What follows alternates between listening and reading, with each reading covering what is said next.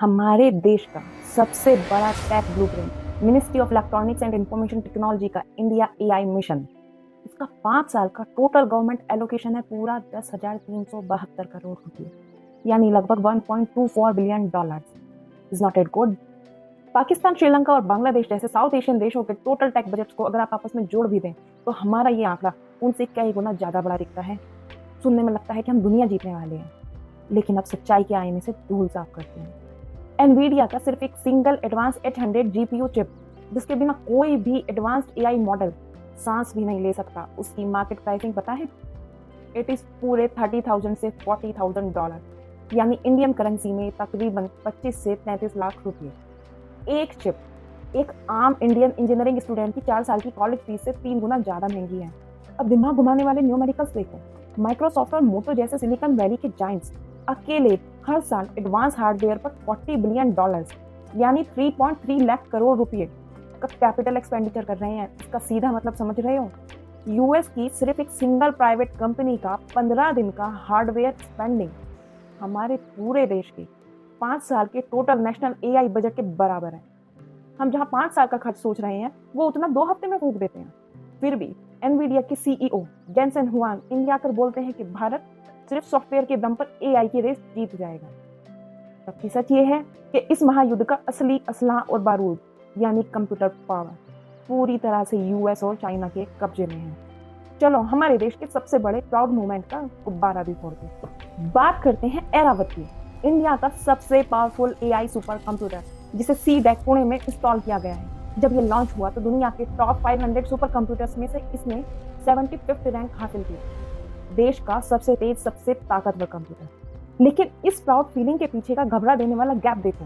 ऐरावत के पास total computing चलाने के लिए लगभग 832 एनवीडिया A100 जीपीयू है। सुनने में 832 कितना बड़ा लगता है, पर यूएस की एक सिंगल स्टार्टअप ओपन एआई में अपने सिर्फ एक सिंगल फाउंडेशनल मॉडल को ट्रेन करने के लिए कम से कम 20,000 से 50,000 एडवांस जीपीयू का मैसिव कलेक्टर यूज किया है। यानी हमारे पूरे देश का सबसे बाप सुपर कंप्यूटर सिलिकॉन वैली की एक छोटी सी लैब के एक कोने में रखे सर्वर रूम के सामने भी एक छोटा सा खिलौना लगता है। एआई की दुनिया का सबसे रिजिड रूल यही है, AI core capability is equal to clean data plus computer power plus sovereign capital. लोग सोचते हैं क्लाउड कंप्यूटिंग आसमान में होती है। अरे भाई, क्लाउड आसमान में नहीं होते, जमीन पर बने डेटा सेंटर्स के एसी रूम्स में होते हैं। आपका नॉर्मल कंप्यूटर 100 वॉट पर चलता है, पर जब हजारों एनवीडिया जीपीयू एक साथ चिल्लाते हैं तो उनका पावर कंजप्शन सीधे मेगावाट में जाता है। योटा डेटा सर्विसेज के सीईओ सुनील गुप्ता का कहना है कि इन एआई चिप्स को जिंदा रखने के लिए नॉर्मल फैन कूलिंग पूरी तरह से घुटने टेक देती है। इसके लिए जमीन पर direct chip liquid cooling technology चाहिए, यानी माइक्रो प्रोसेसर के दिमाग को ठंडा रखने के लिए फिजिकल चैनल्स में लिक्विड दौड़ाना पड़ता है। इंडिया में इस एडवांस फिजिकल सेटअप की इस वक्त एक भयानक कमी है। नतीजा, हमारे स्टार्टअप को अपना डेटा ट्रेन करने के लिए आज भी यूएस के आगे हाथ फैलाना पड़ता है और भारी रेंट देना पड़ता है। नेस्कॉम की रिपोर्ट के मुताबिक इंडिया के टेक सेक्टर में एडवांस डेटा एनालिटिक्स और कोर एआई फ्रेमवर्क्स पर काम करने वाले एक्चुअल टैलेंट का डेफिसिट 1,40,000 से ऊपर चल रहा है। दर्दनाक सच तो ये है कि हम हर साल लाखों सॉफ्टवेयर यूजर्स और कोडर्स तो पैदा कर रहे हैं, पर कोर मैथमेटिकल एल्गोरिदम लिखने वाले एआई आर्किटेक्ट हमारे पास जीरो हैं। We are producing labours not architects. इसका असर दिखता है स्टैनफोर्ड यूनिवर्सिटी की एनुअल एआई इंडेक्स रिपोर्ट में। हमारे टॉप आईआईटी और एनआईटी के बेहतरीन दिमाग जब एडवांस रिसर्च करना चाहते हैं तो इंडिया में हार्डवेयर क्लस्टर्स ना होने की वजह से वो चुपचाप सिलिकॉन वैली, माइक्रोसॉफ्ट रिसर्च या गूगल डीप माइंड के पैरोल पर यूएस और यूरोप भाग जाते हैं। हम सॉफ्टवेयर के मजदूर बनकर रह गए हैं और हमारा सबसे बेहतरीन दिमाग बाहर जाकर उन्हें एआई का मालिक बना रहा है। इंडिया का traditional IT services sector TCS, Infosys, Wipro $250 billion का एम्पायर है, पर ये पूरा एम्पायर एक बहुत ही पुराने तरीके पर खड़ा है, जिसे कहते हैं मैन आवर्स बिलिंग। यानी जितने घंटे हमारा इंजीनियर कोड लिखेगा उतना डॉलर हमें फॉरेन क्लाइंट से वसूलना होगा। अब इस पूरे सिस्टम पर मैकेंजी एंड कंपनी की report the economic potential of generative AI एक बम फोड़ दी। रिपोर्ट के मुताबिक एआई टूल सॉफ्टवेयर इंजीनियरिंग की ट्रेडिशनल प्रोडक्टिविटी को 20% से 45% तक बढ़ा देंगे। गिटहब, कोपायलट जैसे टूल्स की वजह से जो बेसिक कोड लिखने में पहले हफ्ते लगते थे, वो अब एक इंजीनियर कुछ घंटों में सस्ते में जनरेट कर लेता है। यानी कि बेसिक कोडिंग अब लगभग फ्री हो चुकी है। अब दिमाग लगाओ, अगर घंटे ही कम हो गए तो बिलिंग कैसे होगी? अगर बेसिक कोडिंग फ्री हो गई तो इन आईटी जायंट्स का पूरा रेवेन्यू मॉडल रह जाएगा। जेंसन हुआंग ने इसलिए खुलेआम वार्निंग दी थी, the Indian IT services industry will be structurally reinvented for the AI era. अगर ये IT giants value based pricing पर शिफ्ट नहीं हुए तो एआई इनके मल्टी बिलियन डॉलर रेवेन्यू और लाखों जॉब्स दोनों को सबसे पहला जिंदा दफन कर देगा। तो क्या भारत ने इस इनविजिबल महायुद्ध में पहले ही सरेंडर कर दिया है? क्या हमारा ये 140 करोड़ का देश चुपचाप हाथ बांधकर अपनी सॉफ्टवेयर तबाही का मजा देखेगा? नहीं, भारत ने पीछे से एक छिपा हुआ काउंटर अटैक शुरू किया है। सरकार ने इंडिया सेमीकंडक्टर मिशन के अंडर पूरे 76,000 करोड़ रुपए की बाजी खेल दी है। गुजरात के धोलेरा में टाटा इलेक्ट्रॉनिक्स का मेगा फैब्रिकेशन प्लांट इस वक्त 50% से ज्यादा बनकर खड़ा हो चुका है और ऑफिशियल ट्रायल रन इसी 2026 के एंड तक शेड्यूल है। हमारे पास कृत्रिम और सर्वम एआई जैसे देसी स्टार्टअप्स हैं जो लोकल लैंग्वेज में सस्ते एप्लीकेशन लेयर मॉडल्स तैयार कर रहे हैं ताकि हमारे देश के किसानों और आम जनता तक एआई, यूपीआई और ओएनडीसी के जरिए पहुंचा जा सके। हम सोचते हैं कि हमने इंफ्रास्ट्रक्चर खड़ा कर दिया, हमने लोकल एआई बना दिया तो हम रेस में वापस आ गए। लेकिन अब शुरू होता है इस कहानी का सबसे खौफनाक सस्पेंस, जो दुनिया का कोई एनालिस्ट खुलेआम नहीं बोलेगा। इंडिया और वेस्ट के बीच का ये एआई गैप कभी खत्म नहीं होगा। क्यों? क्योंकि ये गैप लीनियर नहीं है, ये एक कंपाउंडिंग ब्लैक होल है। इसको एक स्ट्रिक्ट एक्स एक्सिस और वाई एक्सिस मैथमेटिकल मौत के रूप में देखिए।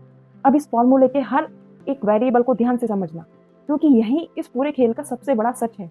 एक तरफ है वेस्ट की एक्सपोनेंशियल ग्रोथ का ग्राफ और दूसरी तरफ है इंडिया की लीनियर ग्रोथ का ग्राफ। इंडिया का ग्राफ हर साल एक फिक्स स्पीड से आगे बढ़ेगा, जैसे पहले साल एक प्लांट, दूसरे साल दूसरा प्लांट। लेकिन वेस्ट का ग्रोथ ग्राफ कंपाउंडिंग रेट पर चल रहा है, जो एक्सपोनेंशियल है। यूएस और चाइना के पास जो सुपर कंप्यूटर्स और एजीआई मॉडल्स आज चल रहे हैं, वो अब खुद बैठकर अगला उससे 10 गुना ज्यादा पावरफुल हार्डवेयर और सॉफ्टवेयर डिजाइन कर रहे हैं। एआई अब खुद एआई को इवॉल्व कर रहा है। उनकी स्पीड हर गुजरते सेकंड के साथ स्क्वायर में डबल हो रही है। हम अभी जमीन पर फिजिकल डेटा सेंटर्स बनाने और पुरानी सेमीकंडक्टर्स टेक्नोलॉजी का ट्रायल रन करने की लाइन में खड़े हैं, जबकि उनका एआई खुद के लिए नए सुपर कंप्यूटर्स डिजाइन कर चुका है। यूएस और चाइना का आपस का गैप फिर भी लीनियर हो सकता है, जिससे वो एक दूसरे के रिसोर्सेज चुराकर या कोल्ड वॉर बैलेंस करके बराबर कर लेंगे। लेकिन हमारा और उनका गैप एक ऐसी रेस है जहां आगे दौड़ने वाले के पास जेट इंजन है और हमारे पास सिर्फ नए जूते। नीति आयोग ने अपनी रिपोर्ट में इसे दबे लफ्जों में लिखा है कि हम कोर हार्डवेयर में यूएस से कम 1 दशक पीछे हैं। तो असली सस्पेंस क्या है?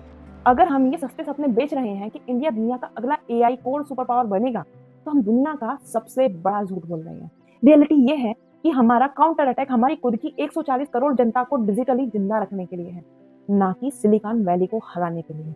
हम सॉफ्टवेयर के बादशाह थे, पर अगर हम इस कंपाउंडिंग ट्रैप को अभी नहीं समझे तो दुनिया हमारी पूरी सॉफ्टवेयर इकोनॉमी को हमेशा के लिए डिजिटल कॉलोनी बना देगी। खेल अब जीतने का नहीं है, खेल अब सिर्फ जिंदा बचने का है। तो इस भयानक मैथमेटिकल ट्रैप के बाद हमारे पास रास्ता क्या बचा? क्या हम इस रेस से बाहर बैठ जाएं? बिल्कुल नहीं। अगर जंग असिमेट्रिक है तो हमारी स्ट्रेटेजी को भी गुरिल्ला वॉरफेयर बनना होगा। अगर इंडिया को इस एक्सपोनेंशियल रेस में खुद को जिंदा रखना है तो देश के हर एक स्टार्टअप, हर एक इंजीनियर और हर एक इन्वेस्टर को ये 3 बड़े बदलाव तुरंत करने होंगे। First, stop wrapper AI, build core apps. सबसे पहले हमारे स्टार्टअप्स को ये रैपर एआई का सस्ता धंधा बंद करना होगा। आज ओपन एआई का एपीआई रेंट पर लेकर थोड़ा सा यूजर इंटरफेस बदलकर उसे रिवॉल्यूशनरी बोलना बंद करना होगा। हमें देश की हेल्थ केयर, एग्रीकल्चर और लॉजिस्टिक्स की ग्राउंड कॉम्प्लेक्स प्रॉब्लम को सॉल्व करने वाले टूल्स बनाने हैं। हथियार उनका हो पर निशाना हमारा होना चाहिए। दूसरा, जीपीयू कंसोर्टियम यानी द फंडिंग शिफ्ट। ट्रैक्सन की रिपोर्ट एक बहुत बड़ा वार्निंग साइन दिखा दी है। इंडिया के डीप टेक सेक्टर में इस वक्त लगभग 1.5 बिलियन डॉलर का फंडिंग गैप चल रहा है। हमारे डोमेस्टिक इन्वेस्टर जैसे नंदन नीलेकनी का फंडामेंटम फंड, उन्हें हार्ड कन्विक्शन हार्डवेयर और जीपीयू कंसोर्टियम में पैसा लगाना होगा। मैसिव कंप्यूटेशनल हब्स खड़े करने होंगे ताकि टैलेंट पाइपलाइन फ्रीज ना हो। थर्ड, स्किल ट्रांसफॉर्मेशन यानी आर्किटेक्ट्स ओवर लेबरर्स। और तीसरा सबसे बड़ा रियलिटी चेक हमारे इंजीनियर्स के लिए है। अगर आप अभी भी वही पुरानी सिंटैक्स, कोडिंग, जावा या बेसिक टेस्टिंग सीख रहे हैं तो आप अगले 3 साल में पूरी तरह से बेरोजगार होने वाले। एआई कोडिंग को सस्ता कर चुका है। हम तब तक सर्वाइव नहीं कर सकते जब तक हमारा एजुकेशन सिस्टम दुनिया के लिए सिर्फ बेसिक आईटी मजदूर पैदा करना बंद नहीं करता। हमें अब सॉफ्टवेयर इंडस्ट्री का बैंक ऑफिस बनना बंद करके एआई आर्किटेक्ट्स पैदा करने होंगे। खेला पूरी तरह से बदल चुका है। हम एक ऐसी दुनिया में जी रहे हैं जहाँ कंप्यूटेशनल पावर ही नए जमाने की सॉवरेन पावर है। इसलिए बात बहुत साफ है, इंडिया इस एआई बूम को जीतेगा या नहीं ये इस बात पर डिपेंड नहीं करता कि हम दुनिया के लिए कितने सॉफ्टवेयर डिप्लॉय करते हैं, बल्कि इस बात पर डिपेंड करता है कि हम अपने सॉवरेन कंप्यूटर और इंफ्रास्ट्रक्चर पर कब तक खड़े होते हैं। क्योंकि इस रेस में या तो आप कंप्यूटेशनल किंग बनोगे या फिर हमेशा के लिए किसी और की डिजिटल कॉलोनी।